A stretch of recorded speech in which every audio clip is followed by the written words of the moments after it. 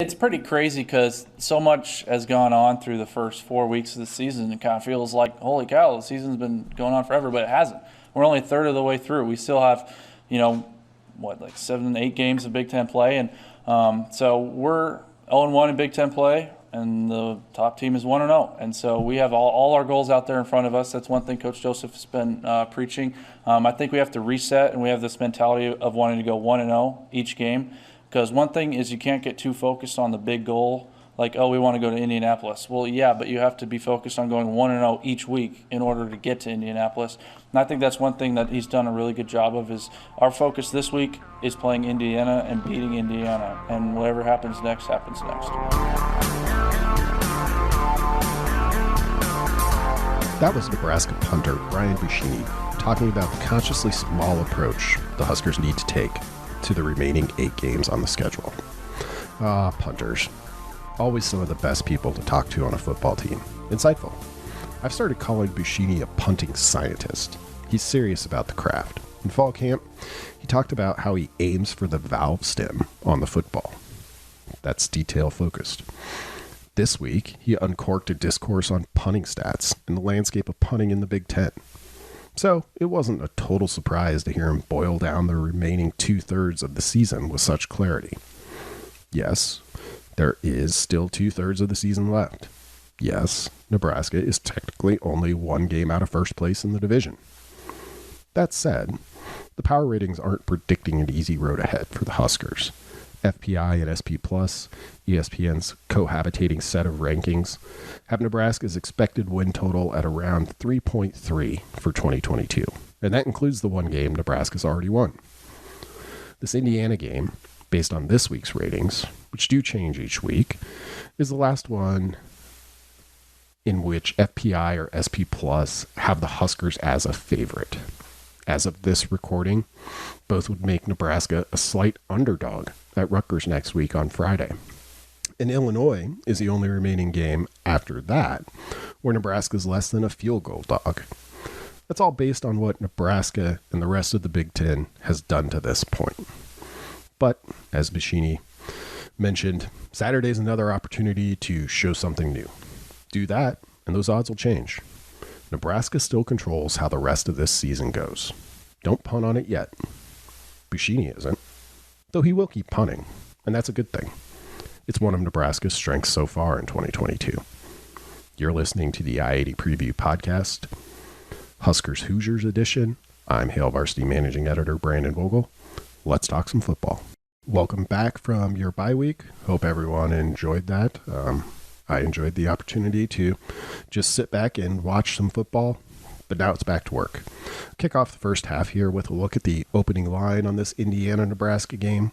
6:30 p.m. Central Time kick on Big Ten Network. On Sunday afternoon, Circus Sports opened this game with the Huskers as a 2-point favorite. By Sunday evening, when some other books had put their lines out, it was up to 3.5 in favor of Nebraska. And the midweek line had the Huskers growing still as a favorite. The line was up to 5.5. That covers both extremes of where those ESPN power ratings I was talking about a little bit earlier would put this game. SP Plus rates Nebraska 69th coming into this week, Indiana 83rd. Do the math with ratings, add in 2.5 points for home field advantage, and SP Plus gives the Huskers a 5.6 point edge. Basically where the line was at midweek. FPI, however, is closer to where the line started. It has Nebraska ranked 77th this week, Indiana 75th, and the ratings there would project Nebraska as 1.9 points better than the Hoosiers on their home field. It's basically the difference there. Indiana rated a little bit higher, would be a favorite, a tiny favorite on a neutral field, but figuring about 2.5 points for playing at Memorial Stadium, Nebraska comes out the other end as a slight favorite. So right there with where the line started, where it was at the time of recording, and that tends to be how these go. The records may be reciprocal here. Indiana's 3-1, Nebraska's 1-3, but these two ratings don't see much to separate the Hoosiers and Huskers. Move on into the key players to watch this week. Indiana's got a handful of guys, particularly on defense, that I like quite a bit. I just enjoy watching them play as a fan of the sport itself. And one of those is quarterback Taiwan Mullet. Been there a while now. He's one of the best corners in the Big Ten. Had huge NFL potential entering 2021 and still does, but got injured early last year. Missed basically the entire season. Opted to come back for one more year in Bloomington. He just plays hard. He's a ton of fun to watch. He's fourth on the team in tackles as a cornerback. Also has a pass breakup, forced fumble, and interception through 4 games on the year. If there's a play being made by Indiana's defense, more often than not, Mullen is in there. Number 2 for the Hoosiers, outside linebacker Dasan McCullough. Technically he's an outside linebacker, but he plays what Indiana calls their bull position, which is basically their hybrid type of defender. It's the highest rated prospect Indiana has ever landed, and he's proving the lofty ratings right. The true freshman has 3.5 tackles for loss through 4 games. 3 of those were sacks, which leads the team. He has 9 total QB pressures, which is 5th among true freshmen nationally. He's number 0. He'll be hard to miss. And while I'm tempted to stick on defense, because there's another player that I really like for Indiana, in the interest of balance, I will go towards the offense for a second. Wide receiver Cam Camper. Offense overall hasn't been the Hoosiers' strength so far, but odds are good Nebraska will see a good dose of Camper on Saturday. He's had 2 games this season with 10-plus receptions and 100-plus yards. Last week against Cincinnati, a loss, Indiana threw the ball 66 times. More on that in the second half. For Nebraska this week, we'll go a little bit underground.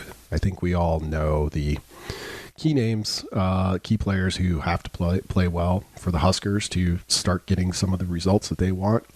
But Mickey Joseph, during last week's bye week, alluded to the potential for some depth chart shakeup, some changes, some young guys getting a longer look than maybe they had through the first 4 games. And based on the depth chart that came out this week, that has happened.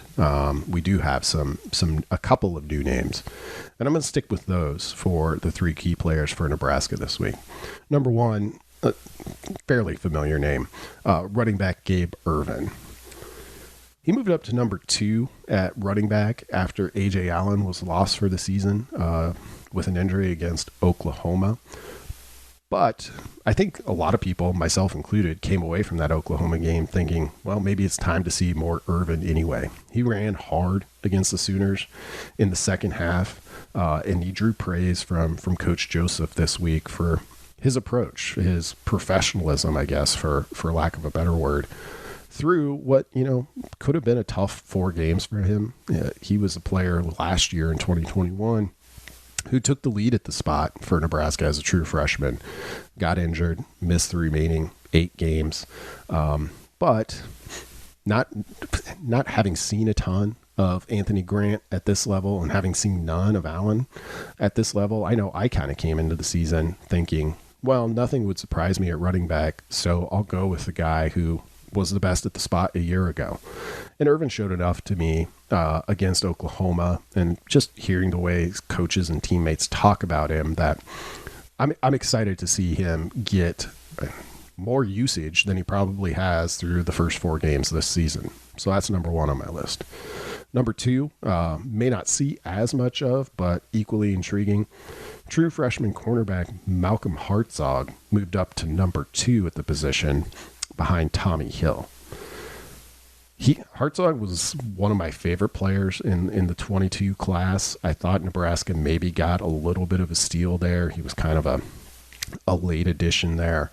Eric Shenander, former defensive coordinator, was down there talking to high school coaches in Mississippi, and more than a handful of them said, hey, you need to be looking at this guy. And that's how the Huskers landed Hartzog. He's appeared in all 4 games here at the start of his career on special teams, which longtime listeners of the show will know I always kind of love as an indicator for true freshmen. That was basically Marcus Buford last year, a guy who was clearly good enough you had to have him on the field. And it happened to be that the way he got on the field first is pretty common. It was on special teams. Hartzog's going to get a look here. We'll see how much he actually plays, but I'll be very intrigued when he's in the game. Third, another familiar name, but in a new spot on the depth chart. Ethan Piper was atop the chart this week at left guard. Kevin Williams is out 2 to 3 weeks, according to Coach Joseph, and that opened the door, I guess, for Piper at that spot. Of course, Turner Corcoran, who had been there over the previous 3 games, slid back out to left tackle, his old position, following the season-ending injury to Teddy Prohaska. So some shuffling on the Nebraska O-line. Realistically, I could mention someone on the O-line each week until Nebraska gets more consistent play up front. It's Piper this week because, well, he's going to get a chance to start. But the broader picture here is Nebraska just needs more up front. It better be ready to protect the passer in this game. Sacks are down across college football. It's one of the early interesting trends from this 2022 season. But at 2.5 sacks per game, the Hoosiers rank 36th. They're 6.5 tackles for loss per game, rank 33rd. That's obviously not exclusively the passing game, but that's a key point as well, because the Hoosiers' run defense is really their best foot forward after the 4 games this year. But more on that after a quick break. We'll go to halftime. Here's meteorologist Rusty Dawkins with the forecast for Saturday. You can follow Rusty on Twitter at Husker Weather and check HailVarsity.com throughout the week for updates ahead of game day. Hi there, everyone. I'm meteorologist Rusty Dawkins for Hail Varsity. This is the I-80 preview podcast forecast, and we've got Indiana coming to town Saturday evening, kickoff at 6:30. So if you're going to be out and about during the day on Saturday, seriously a nice day. Picked a good day to be out and about. Tailgating plans look like they should be no problem whatsoever. If you're out there around noon, I think temperatures are going to be around 70 degrees, maybe the lower 70s. Plenty of sunshine, southeast wind at 10 to 20 miles per hour, so a little breezy. And that will last through the afternoon, then die off as we head through the evening hours. By about 3 o'clock in the afternoon, temperatures in the lower 80s, so above average. Plenty of sunshine, lower 80s, southeast wind 10 to 20 miles per hour. So still a summer feel to the atmosphere, even though it's going to be October 1st. And then as we head to kickoff around 6:30, middle and upper 70s for temperatures. Plenty of sunshine, southeast wind 5, 10, maybe 15 miles per hour. So that wind is dying down, sun is starting to set, we're starting to cool off. I think by about halftime, we'll be right around 70 degrees, the lower 70s, 70, maybe even the upper 60s in some spots. Mostly clear skies and a light southeast wind. And by the end of the game, around 10, 10:30, maybe as late as 11 o'clock, temperatures in the lower 60s. If the game goes late, it could be in the upper 50s. So a little bit of a chill in the air with mostly clear skies and a light southeast breeze. So keep that in mind. We're going to start the day and have temperatures in the lower 80s. And by the end of the game, the upper 50s. So kind of one of those days where you need to be wearing just a little bit of everything. But for more updates, you can always follow my social media pages. That's Husker Weather on Facebook, as well as Twitter for all Husker-related weather forecast. Also Rusty WX for anything Nebraska and Lincoln related, and all the Hail Varsity channels and website. Go Big Red! We are on to the second half, where we get to talk and share some thoughts on the game itself. And I'll start with this one. Nebraska's offense might be legitimately good. It ranks 19th in success rate after 4 games and 14th in explosive play percentage. If you can do those 2 things at a top 20 level, you should be pretty tough to beat. If the Huskers could play all-time offense, like back in the day, out on the playground, Nebraska probably would be pretty tough to beat. But of course it can't. And the Huskers' defense in those same categories ranks 123rd in success rate and 75th in explosive plays percentage allowed. The inverse there is, of course, also true. If you're not going to be good at those 2 things, efficiency and explosiveness, it's basically football. Well, I wouldn't say it's all of football, but let's call it at least 90%, maybe 95%. If If you're not going to be good at those two things, you're going to struggle. Such is the duality of the Nebraska thing here in 2022.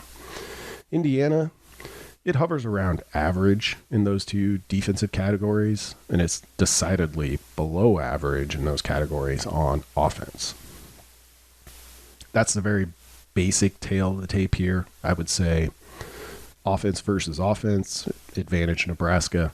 Defense versus defense, advantage Hoosiers. But we can get more detailed than that. How does Nebraska win this game? Here are the 3 keys I'll be keeping an eye on Saturday. Key number 1, can Nebraska win on the ground? Mentioned this in the first half, but the Hoosiers defense ranks 30th in success rate against the rush. Nebraska's offense ranks 13th nationally in rushing success rate. I really think this is where the game is won or lost on Saturday. Which team, both of which are pretty good in this particular matchup, gets the best of it? Nebraska's been a little bit up and down, even though the overall rush numbers look pretty good. Huskers averaged 5.7 yards per carry against North Dakota and Georgia Southern, but against the 2 P5 teams it's played, Northwestern and Oklahoma, it's only averaged 3.6 yards per carry. Indiana's strength is at linebacker, in addition to the freshman McCullough, who I mentioned earlier. The other player who I like watching play football that I wanted to mention is Cam Jones, 3-time captain, linebacker, a tackling machine at the moment. He has 43 tackles through 4 games, like Taiwan Mullet. If there's a play being made defensively for Indiana, it's harder to not see Jones than it is to see him. The Hoosiers did allow 216 rushing yards to Illinois, and then gave up that exact same total to Western Kentucky. 2 3-point wins for Indiana. Last week, however, the Hoosiers limited Cincinnati to 1.3 yards per carry. That game turned into a pass fest, 106 combined attempts. Nebraska's passing game is probably strong enough on its own to win that way, if it has to. The Huskers rank 35th in passing success rate. Indiana's defense ranks 109th in that category. So you could make the argument that, hey, go with the path of least resistance here. You've got a strong passing game. Indiana is stronger against the run than it is against the pass. Come out throwing and try to take advantage of that. And it's possible that'll happen. Maybe Nebraska ends up in a shootout, similar to Georgia Southern, and comes out on top. I'll pause here so you can insert your own reaction to dredging up the game against the Eagles. Controlling the game, however, I think is more important for Nebraska at this moment. Mickey Joseph said post-Oklahoma that he probably, if he had it back, he'd slow things down a little bit for Nebraska offensively. It can go fast. Indiana's offense definitely wants to go fast.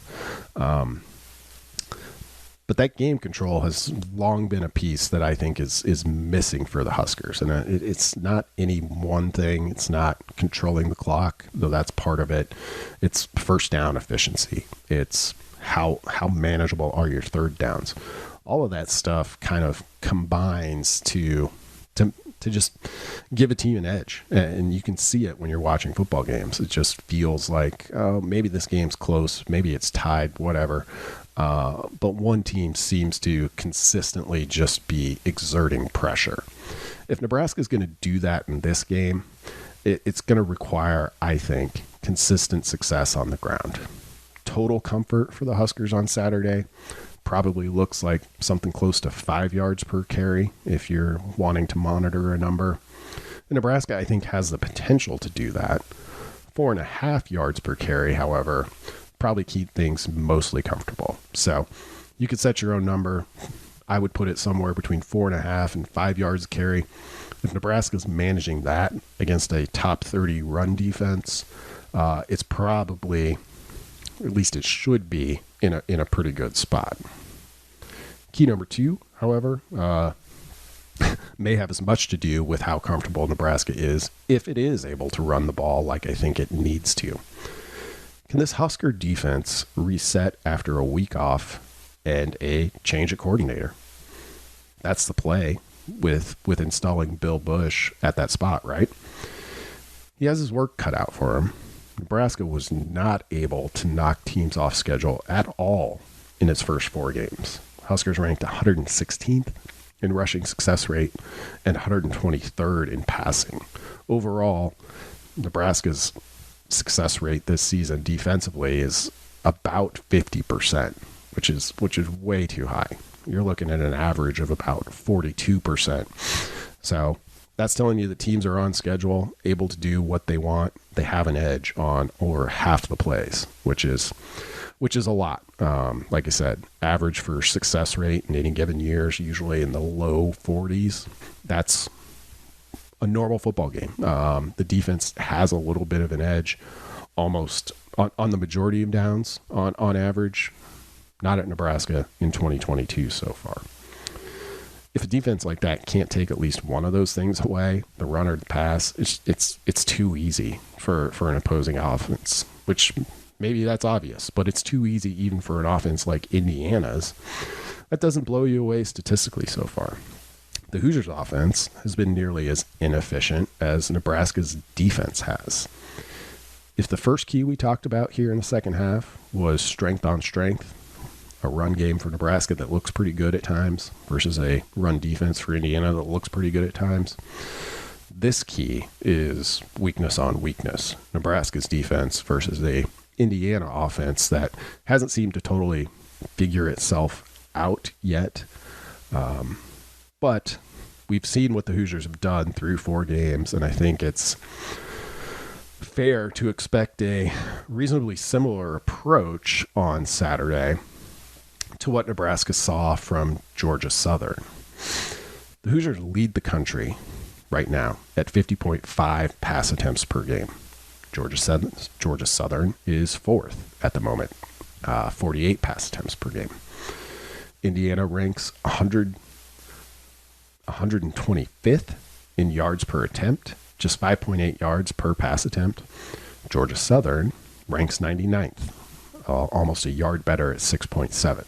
You see where this is going, right? This is a horizontal passing game from Indiana, an extension of the run game, as they always say. That means Nebraska is probably going to have to tackle well.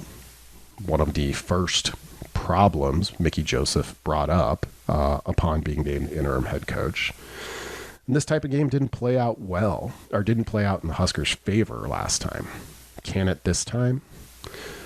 Assuming we get mostly a stalemate when Indiana has the ball, third downs might be the key difference. The Hoosiers enter this game 31st nationally in third down conversion percentage at 47.2%. It's one of the stronger elements of an offense that, doesn't have a ton of impressive numbers after 4 games. Nebraska's defense ranks 126th nationally, giving up a third down 52.5% of the time.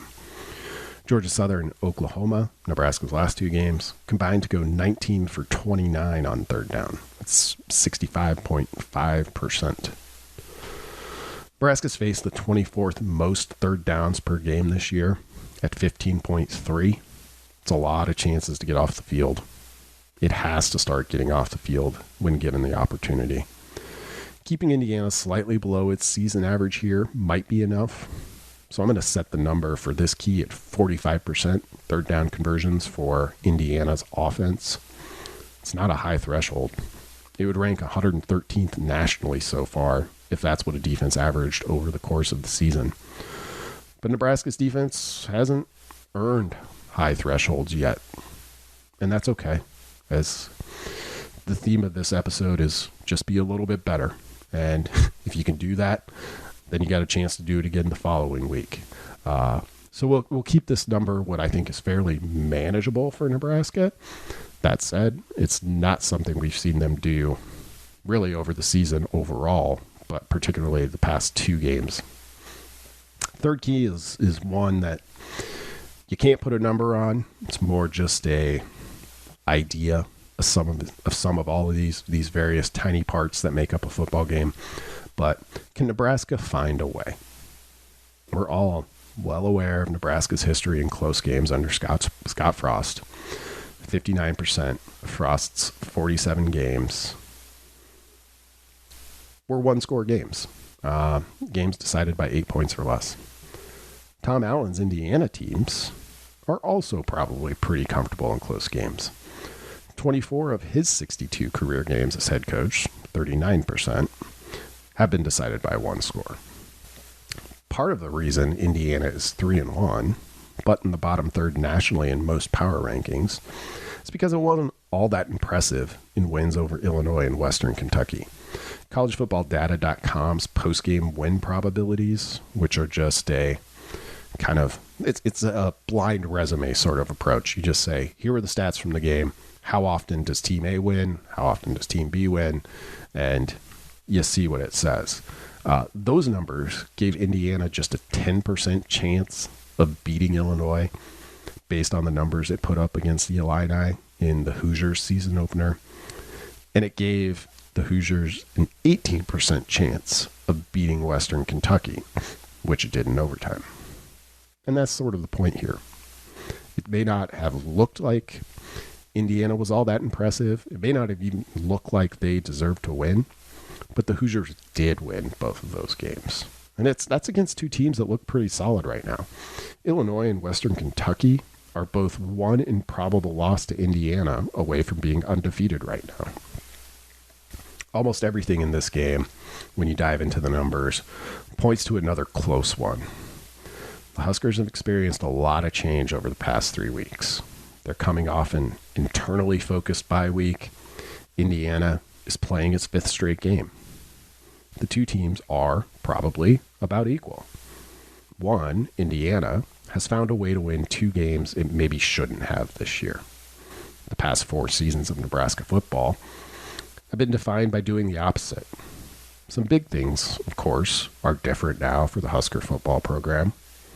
We'll see if it makes a difference on Saturday. Thank you for listening to the I-80 preview. If you like the show, do your podcast chores, rate and review it, tell a friend.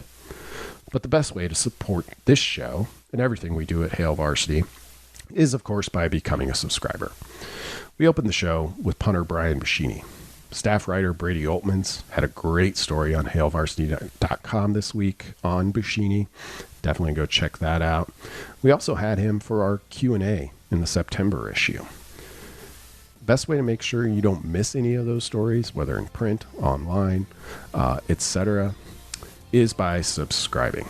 You can visit HailVarsity.com/subscribe, and listeners of the I-80 preview can get a discount on their subscription with the promo code I-80 at checkout.